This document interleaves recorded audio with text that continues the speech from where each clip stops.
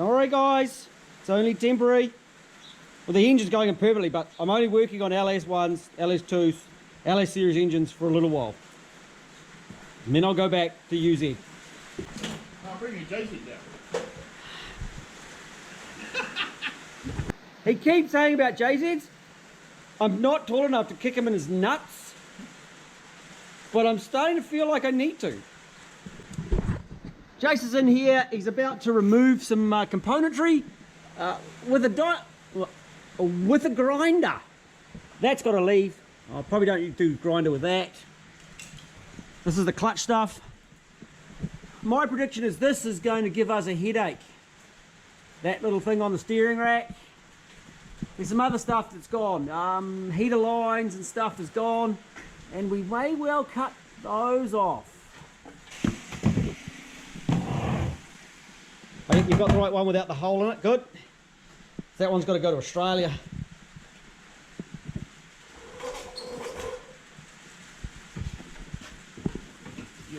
Toby did big brakes, eh? Pardon? Toby did big brakes, big set of Brembos on his one. Yes, I see that. We might have to employ him to come do some big brakes on this one. Save me having to work it all out. Yep. So the engine, LS2.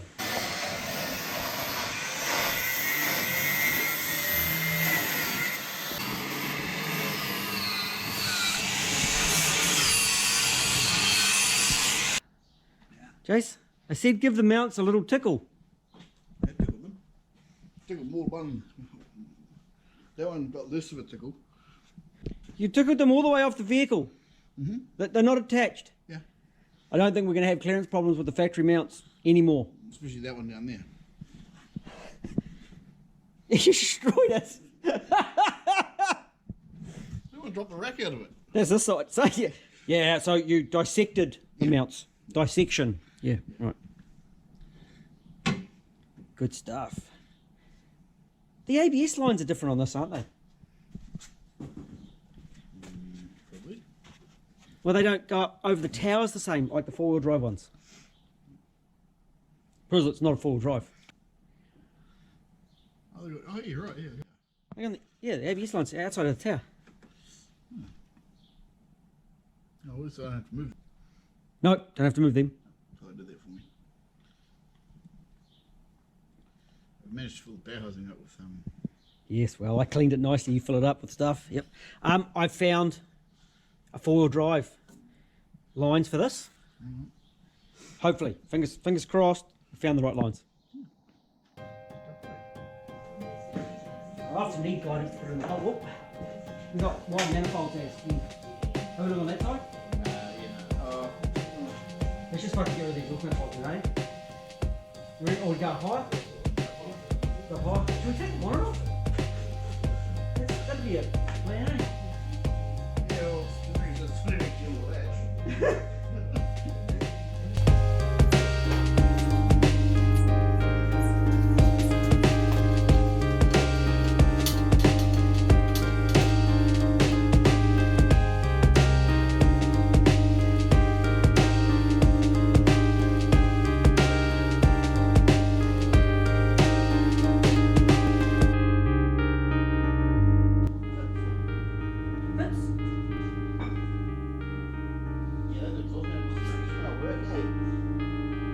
What did I say?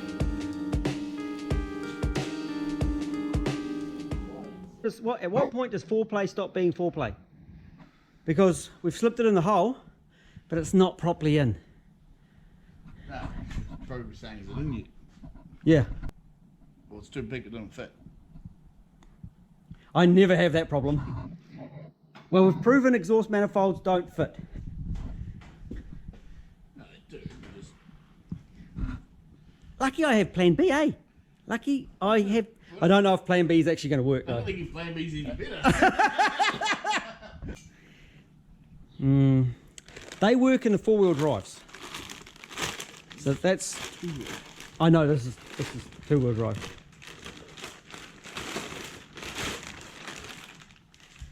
Heaps shorter. And the engine mount sits here. Sometimes the mount is the problem with the tower. Yeah, I think we'll see how it gets on. and that steering rack's in a slightly different spot. Our length's also a problem. Not only is it too wide, it's too long. I might have to come up with a solution for too long as well. The last one I actually moved back 5mm as well. And then I spent a whole day moving the radiator and the air conditioning all forward 5mm. A whole day. It was a full day's work. And I clipped and I modified and changed and I moved the whole lot forward to give me 5 extra millimeters. What test drive did you use on that one? It was an LS1. So it was an unmodified LS1 with the bell nose. All right, let's slip it out and get those manifolds off. I need to check those leads are any good too. That's about the only thing you need to do on these LS motors. Set of leads. That throttle body comes open a lot. It's a big movement, eh? Where's your handle? Oh, it's in there. Oh. Because without the manifold, it's actually going to slip in and out nicely too. 13s? Half. Bugger. It looks like it's got a little bit poking up though. Yeah. And I'll look at getting like some ARPs or something, some nice studs for you. Some nice bolts.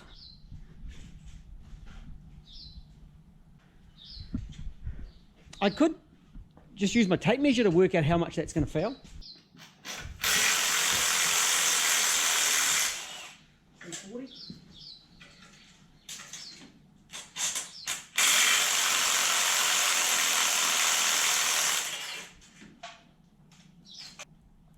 I've got like 340 to the front of the steering rack, and I've got like 260 to the back of the bowl, 270 to the back of the bowl. And if I have to find sumps, I have to convert it all over into banana measurements, because all the sumps are listed in banana measurements. So we're going to foul about here. Oh. Probably about a quarter of a banana, guys. But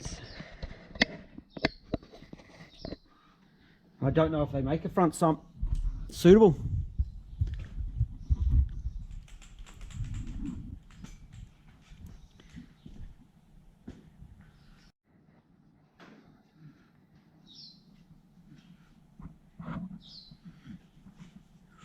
Beauty. Let's get it in there. Again, version 6, take 2.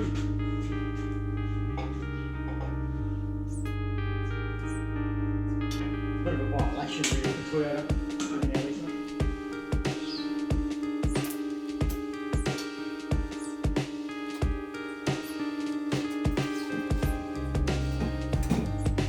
That steering is definitely causing cruise.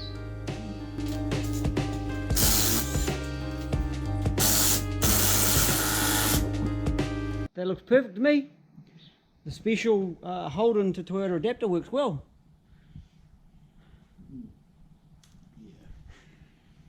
We actually need to bring the back up a little bit. You go down front. You need to go down front? I reckon it needs to go down front. I don't think we need to pose. Let's move it across, because the back needs to come up a little bit, and it'll actually almost slip into those dowels. So if we can pull it back up.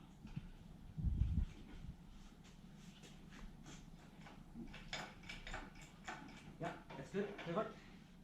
Get the whole thing. I'm not sure our driveline angle is ideal. Nah. I think once it comes down, it'll give us more. Comes down. It's had a big weekend. You don't come down.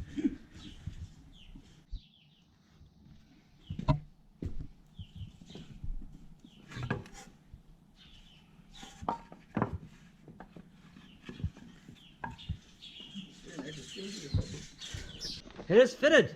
Woo!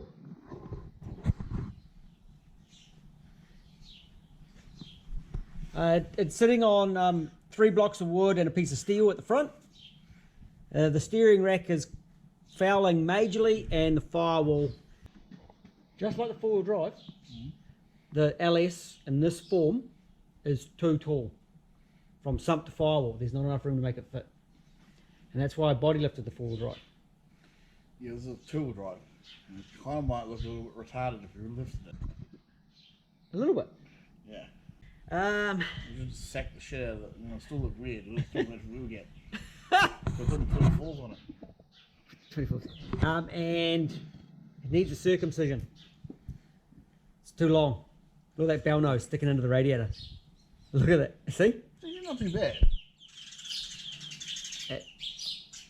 Of course, that bell nose, as the motor goes down, It's closer. yeah, it gets closer.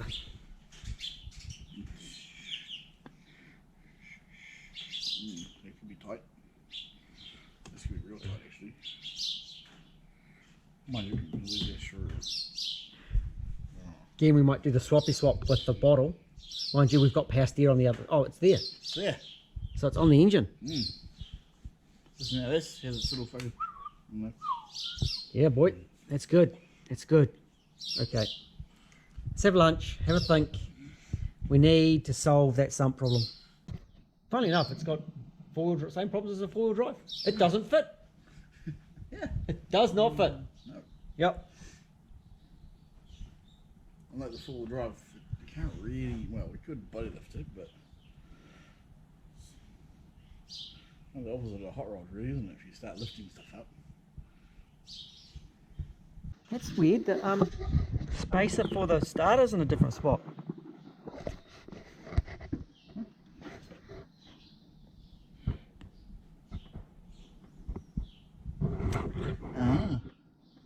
Oh, one of the manual ones, one of these put the auto flex plate on it.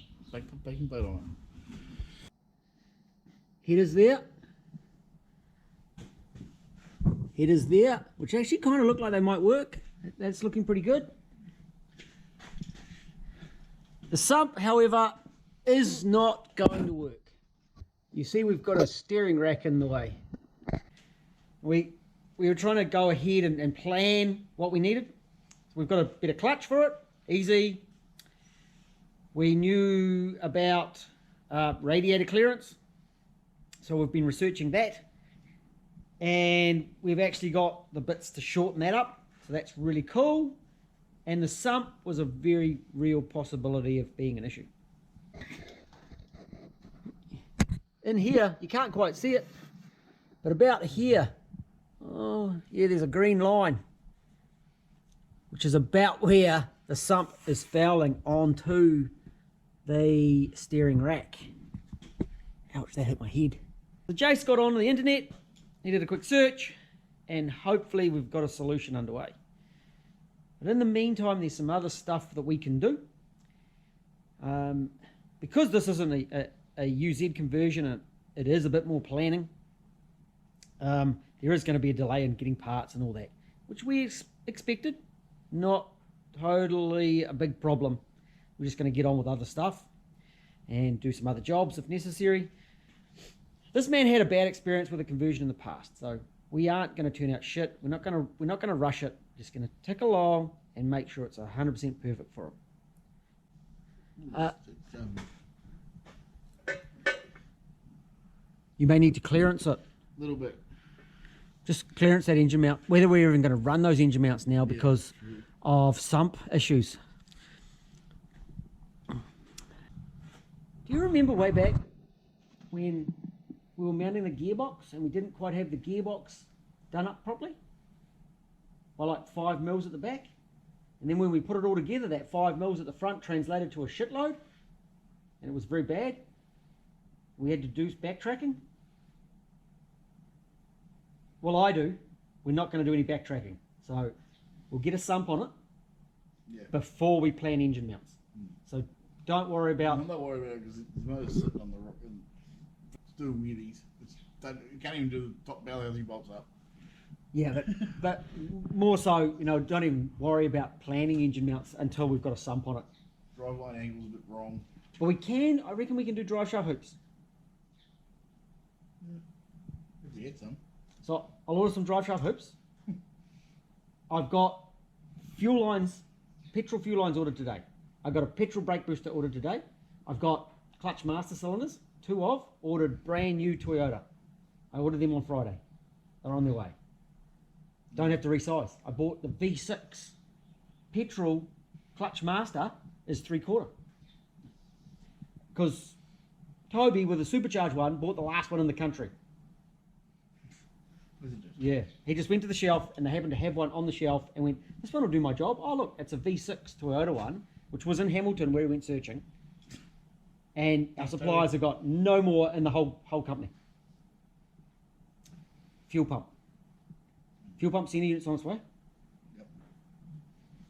You might want to check the size of the 300. It should be the same sort. It should be The little one? should be 38 mil, but yeah. So you- Because the 400s are got a big base on them and they're quite long. So the 400, the 450 order is 450. You won't fit. 350 should. Can you do a Google search on our measurements? Dimensions. Is it on their website? So whilst today has been a little frustrating and we've spent the day searching, checking suppliers, downloading instruction sheets, reading the instruction sheets, I know, and cross-referencing parts so we get the right parts, it's actually been a really, really good day. And it took the two of us most of today to slip a motor in the hole and start planning. We've got a starter motor issue. That's kind of not so cool. We'll get into that. Clutch is already here. We'll make a decision whether we lift this engine out again, sort out clutch and starter motor, or where we go from there. But hey, for us, I think this has been really successful. Hey, you've been successful? We successfully worked out the motor, found out we know the motor doesn't fit. Yeah. It doesn't fit, just like the four-wheel drive one didn't fit. But the option there was to just to body lift it, give us 2 inches longer, more space, and it was good. No problem. Body lifting the two-wheel drive, yeah, might not be a good option. So we're going to order parts, and we'll come back to you with another update once we've done a bit more and sorted a few more other things out. The flywheel doesn't fit into bell housing. Jason has the gear to adjust, so that's fine. So now to fit a starter motor in there.